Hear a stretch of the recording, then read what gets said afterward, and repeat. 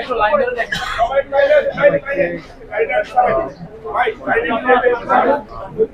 ওই সাইড থেকে দিবা ভাই একটা সাইড থেকে সামনে ডিপার্টমেন্ট এখানে সবাই এদিকে বের হয়ে যাবে এদিকে বের হয়ে যাবে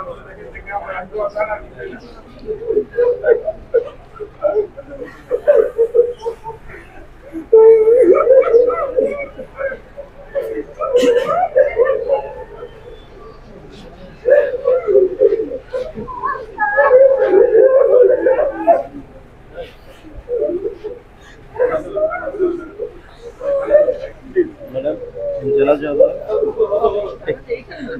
এখানে একবারই পরে ওদের বাড়িতে গিয়ে আরেকবার কোথায় হবে এখানে রাজু হাসপাতাল ম্যাম একটু চেঞ্জ হয়েছে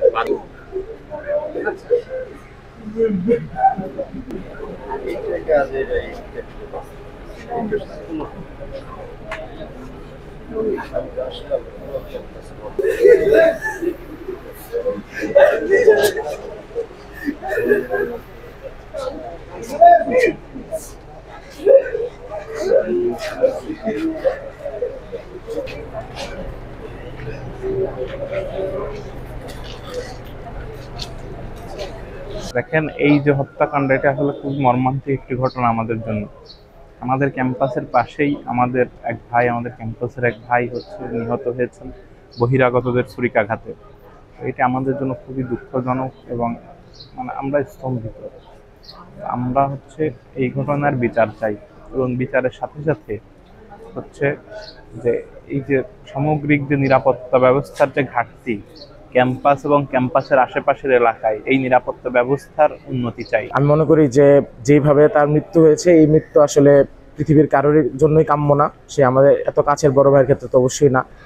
ঢাকা বিশ্ববিদ্যালয়ের মতো জায়গায় যেটাকে আমরা সেকেন্ড হোম বলে বিবেচনা করি সেই জায়গার মধ্যে আমাদের একজন ভাই আজকে এইভাবে অপঘাতে মৃত্যু বরণ করেছে, এটা আমাদের পক্ষে মেনে নেওয়া সম্ভব না।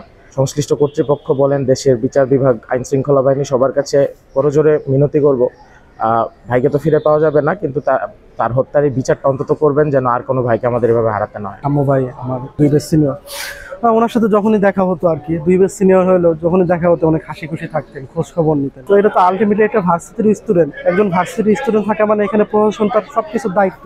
রাত 10:30টার মধ্যে 11টার মধ্যে একটা ভার্সিটি কিভাবে অরক্ষিত থাকে যেন একটা হত্যাকারী তাকে ছুরিকাঘাত করে পালিয়ে যাবে। তো মানে বহিরাগত যে স্বর্গরাজ্য হয়ে গেছে, যত চোর বাটপার ছিনতাইকারী যে স্বর্গরাজ্য হয়ে গেছে, এভাবে তো একটা ভার্সিটি চলতে পারে না। আজ সাম্য বাহিনী কতটা আরেকজন নাও থাকতে পারে। আমরা চাই সুস্থ তদন্ত এবং বিচার, এবং খুব দ্রুততার সাথে বিচার, উপযুক্ত বিচার, যেন সবাই সাক্ষী হয়ে থাকে।